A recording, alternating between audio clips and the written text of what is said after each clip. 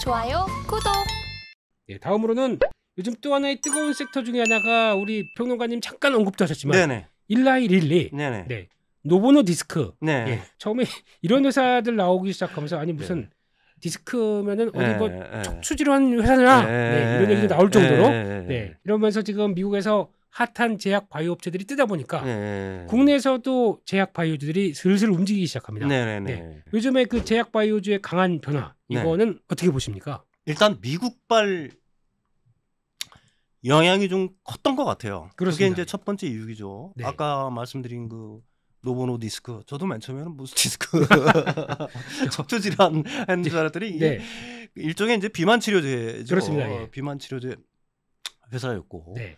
그다음에 뭐 일라이 릴리도 마찬가지입니다. 원래는 이제 당뇨병 치료제인데 그게 이제 비만에도 좀 효과가 있다. 네. 그다음에 뭐 심혈관계 질환이라든지 뭐 이런 쪽에도 효과가 있더라. 그러면서 이제 사실은 이 두 회사 같은 경우가 실적들이 굉장히 괜찮게 나왔어요. 네, 실적이 좋고 거기다가 신약 개발까지. 신약 개발까지 나온 거니까 그 실적이 너무 좋았기 때문에 사실은 주가가 이제 폭등하는 양상들. 아까도 말씀드렸듯이 노보노 디스크가 그 덴마크 회사인데 그 회사의 시총이 한 550조 정도 되니까. 그다음에 일라이 릴리 같은 경우는 그래도 꽤 유명한 회사죠. 그렇죠. 그 회사의 시총이 한 650조 원 정도 되는 거예요. 네. 근데 이렇게 이제 시총이 뭐 어제 그제죠. 어제 그제 두 회사의 시총이 한 80조 원 하루에 이렇게 늘었습니다. 그 80조 원 는 게 사실은 그 비만 치료제 때문에 그런 거예요. 그렇죠. 그러니까 비만 치료제가 아까도 말씀드렸죠. 대체 그런 거 시장 규모가 얼마인데 그러느냐. 네. 국제 그 연구기관에서 추산하기는 2030년까지 1,000억 달러예요. 1,000억 달러. 우리나라로 한 100조 정도 되는 시장입니다. 근데 이거 가지고 시총이 두 회사의 시총이 뭐 80조 정도씩 늘었다고 그러니까 야, 참 미국에 있는 시장 자체가 참 진짜 좋긴 좋구나. 우리나라 국장은 이렇게 박한데. 그렇죠. 돈이 세계의 돈이 몰리는 시장은 그래서 좋긴 좋다. 뭐 이런 만약에 됩니다. 에코프로가 여기 상장돼 있었다면, 미국에 상장돼 있다면 지금보다 훨씬 더. 당연하죠. 뭐 저는 당연히 그렇게 생각을 합니다. 에코프로가 됐든 뭐 포스코 홀딩스가 됐든 이전하면 안 될까요? 이전에만 아니면 코스피랑 나스닥을 통합. 네. 아무튼 재밸류를 받고 싶은 마음이 이랬습니다. 거기다 이제 또 하나의 요소는 있어요. 사실은 우리나라 제약사들 같은 경우도 바이오 회사들 같은 경우 실적이 괜찮게 나왔죠. 뭐 삼성바이오로직스라든지 한미약품이라든지 종근당 같은 경우들도 굉장히 잘 나왔어요. 그 일반의 관심들 같은 경우에는 뭐 또 굉장히 빠르지 않습니까? 또 투자자분들이 그동안 뭐 좀 일정 부분 좀 소외가 됐다라고 생각하는 제약 바이오 쪽으로 좀 수급이 좀 몰리고 있다. 뭐 이제 시장은 이제 그렇게 평가를 하는 것 같아요. 그렇습니다. 그래서 그럼 이번 만약에 이제 비만 치료제 쪽에 대한 관심이 높다 보니까 국내에서도 그 관련된 종목들이 이제 몇 개 움직이기 시작하는데, 그럼 대표적인 게 이제 우리나라도 임상 실험 들어가는 회사들이 있습니다. 그러니까 유한양행도 그렇고 한미약품도 그렇죠. 있다고는 하는데 아직 워낙 그렇다고 지금 개발을 해서 임상 일상인가 그러다 보니까 시간도 많이 걸릴 거고요. 그리고 또 과연 그 빅파마들한테 등스 아래 어떻게 보면 이겨낼 수 있겠느냐라는 쪽에 회의감은 많은데, 그러면 그런 쪽에서 움직이고 있는 현상이 그러면 국내 업체들의 성과들, 특히 한미약품 같은 경우는 또 거기서 이제 그게 모자랄 테니까 일라이 릴리에서 생산하는 GLP-1이라고 하는 이 물질이 호르몬이 모자랄 테니까 이거를 CMO 할 수 있는 업체가 또 한미약품이다. 이런 쪽으로 나오고 있거든요. 그러면 이게 확산돼서 국내 업체들한테도 어떤 변화가 나오는 이런 종목들은 더 계속 봐야 될까요? 저는 섹터의 구분 없이 좋은 회사들 같은 경우에는 주식이 올라가야 된다. 올라가는 게 당연하고 실제로 올라간다라고 저는 보고 있습니다. 그래서 우리나라 기업들 같은 경우에, 우리나라 그 제약 바이오 회사들 같은 경우에 제가 이제 뭐 그동안은 좀 관심을 좀 안 갖고 있다가 이번 주제를 놓고서 좀 봤어요. 그때 주식이 생각보다 많이 올랐어요. 최근에 좀 올랐습니다. 최근에 좀 많이 오른 종목들이 굉장히 많이 있습니다. 지금 이제 막 아까 말씀드린 그 비만 치료제 관련해서 우리들이 생각하는 그 중소형주 같은 경우들도 이제 탄력을 받아서 굉장히 많이 올라가는 회사들이 많이 올라가더라고요. 근데 제가 생각하는 거는 중요한 건 그거예요. 사실은 뭐 우리가 그 바이오주로 해가지고 이 개인 투자자분들 같은 경우에는 되신 분들이 굉장히 많을 거예요. 앞뜨거면서 이게 멀리 안 가고 저도 그랬습니다. 벌써 한 6, 7년 전에 이게 그때가 약간 그랬었죠. 지금의 생각하는 2차 전지 느낌처럼 이것만이 살 길이다 그러면서 열심히 매매했다가 지금 2차 전지는 그나마 나아요. 그때는 했다가 무너질 때 보니까 와 이거는 뭐 거의 빨리 누가 먼저 도망치느냐 이런 느낌으로 빠지다 보니까 그때 천국도 맛봤지만 지옥도 빠르게 맛봤던 이런 쪽이죠. 그러니까 궁극적으로는 제가 생각하기에는 그래요. 모든 것들은 실적이 얘기를 해주는 거다. 물론 바이오 회사라는 게 사실은 그 실적을 갖다가 추정하는 게 진짜 너무너무 힘들죠. 말은 무성하고 뭐 어떤 것들은 개발한다라고 말은 무성하지만은 그렇죠. 그게 진짜로 임상까지 전부 다 끝나서 부작용이 없고 FDA 허가를 득하고 하는 것까지는 시간도 많이 걸리고 사실은 어떤 지난한 세월이 사실은 걸린다라고 얘기할 수가 있는 거거든요. 막연하게 어떻게 보게 되면은 희망에서 주식을 사는 것들은 굉장히 그 어리석은 선택이 아닌가라는 생각을 저는 자꾸 합니다. 모든 새롭게 개발한 어떤 신기술, 그 신약 같은 것도 일종의 신기술 아닙니까? 신기술 같은 경우에는 맨 처음에 이게 되면은 그 성장성에 기반을 해서 사람들이 광기에 어려서 그걸 사죠. 그렇죠. 그렇지만은 그 일종의 이제 하이프 사이클이라고 보통 우리들이 얘기하는데 죽음의 골짜기를 건너야 되는 거예요. 이게 진짜로 일종의 어떤 수익 모델이 있는 거냐, 실제로 실현 가능성이 있는 거냐. 그러면서 주식은 그때부터 다시 폭락을 하기 시작하는 겁니다. 거기서 이제 살아남은 기업들이 나중에 어떻게 보게 되면은 그 투자자들의 선택을 받고 그 회사는 이제 성장 가도를 갖다가 가는 거죠. 근데 지금 우리나라에 있는 그 일종의 그 신약 바이오 기업들의 어떤 위치, 위상을 한번 생각을 해보시라는 얘기죠. 아까도 얘기했지만 죽음의 골짜기를 건너지 않으면 사실은 안 되는 거거든요. 그러니까 지난 2015년, 16년도 이후에 이번에 한번 골짜기 건넜고 이번에 또 부각 받는다고 해도 또 또 골짜기를 건너야 되는 거고.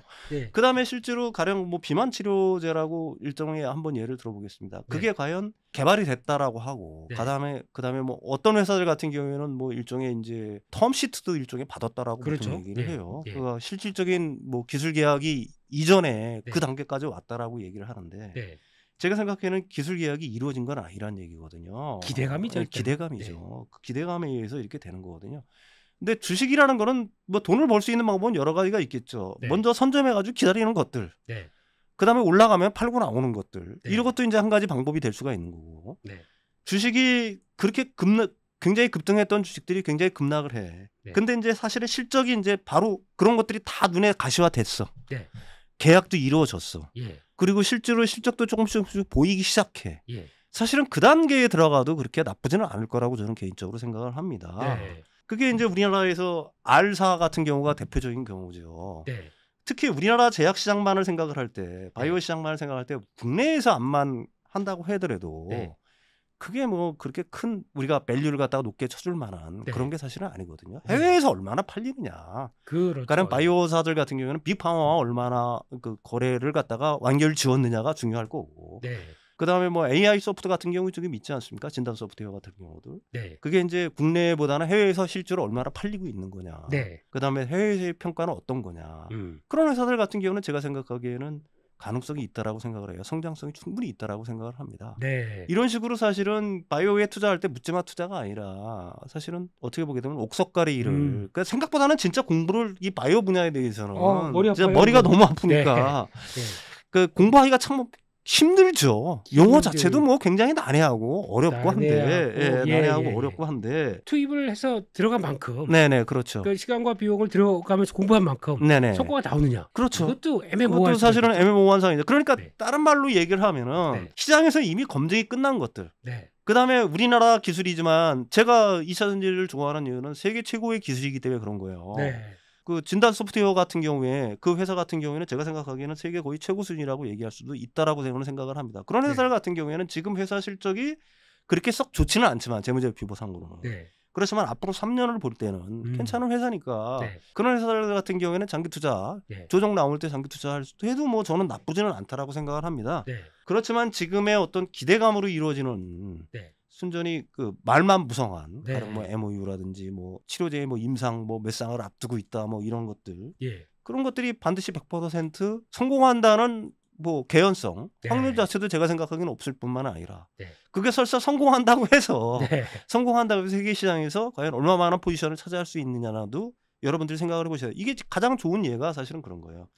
그 코로나 때 우리나라 백신 개발에 나서지 않았습니까? 맞습니다. 그리고 실제로 백신 개발을 했죠. 네. 그렇지만 물론 이제 그 당시에는 저는 그런 경험들이 그런 어떤 경험의 축적이라는 측면에서는 굉장히 중요한 어떤 우리들한테 자산이 됐을 거라고 생각을 합니다. 그렇지만 네. 현실적으로 시장을 갖다가 과연 몇 퍼센트를 갖다가 우리나라가 했고 그걸로 인해서 돈을 얼마나 벌었느냐 하는 건 별개의 문제라는 얘기죠. 그렇죠. 그러면은 이제 제약바이오 쪽에서도 어떻게 보면 섹터를 다 보는 게 아니라 그렇죠. 예, 어떤 실적되고 성장성 있는 종목들을 하자 공부를 해야 된다. 네, 쪽으로 말씀하셨는데 네. 그럼 이런 건 어떻게 보십니까? 그러면 그나마 이번에 실적 꾸준히 되는 종목으로 거론되는 종목이 하나가 삼성 바이오로직스입니다. 네네. 네. 이것도 보면은 한때 매출액 같은 경우도 꾸준히 늘어나요. 네, 분기 그렇죠. 매출도 그렇고 네. 한때 영업이익이 한 1,700억대 있다가 지금은 뭐 잠깐 3,000억대도 들어갔다가 2,500억대 이런 식으로 확장이 계속 들어오고 연간 기준으로 보게 되면 2022년도에 레벨업했죠. 예, 거의 그 공장 3공장 넘어가고 그러다 보니까 이제 올해 3조 5천억, 내년에 4조, 4조 7천억 이렇게 매출이 올라오는 이런 회사들. 이런 거는 장기 투자해볼 가치가 있을까요? 제가 생각하기에는 사실은 이 바이오 분야에서 그 요즘 ETF들이 출시 붐이 좀 있잖아요. 그렇습니다. 예. 거기에 편입된 위주로 장기 투자하는 건 괜찮다라고 생각을 해요. 거기 비율대로 진짜 하입하고 싶다 그러면은 그 ETF 보면 편입 비율들이 다 나오지 않습니까? 그렇습니다. 예. 그럼 그 편입 비율대로 자신도 어떻게 보면 포트폴리오를 구성해 보는 것도 나쁘지는 않다라고 생각을 해요.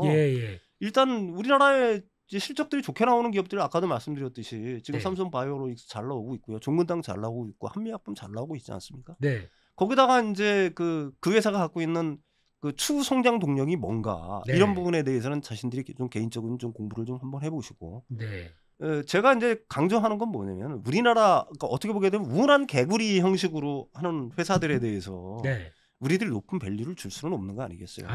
언젠가는 세계 시장을 갖다가 좀 퍼져나가야 되는 거고 거기를 또 장악할 만한 가능성 있는 회사들 그런 회사들이 있다라고 저는 생각을 해요. 그게 뭐 2차 전지뿐만이 아니라 그게 뭐 바이오 분야가 됐든 아니면 반도체 분야가 됐든 그런 기업들을 찾아서 거기에 장기 투자하는 건 나쁘지는 않다라고 생각을 합니다. 네, 알겠습니다. 그래서 일단 결론적으로는 바이오 쪽은 해보고 싶은데 평론가님 얘기를 잠깐 말씀드려보게 되면 나는 집중하는 데가 따로 있으니까 나는 안 하겠다 같은 느낌 같고요.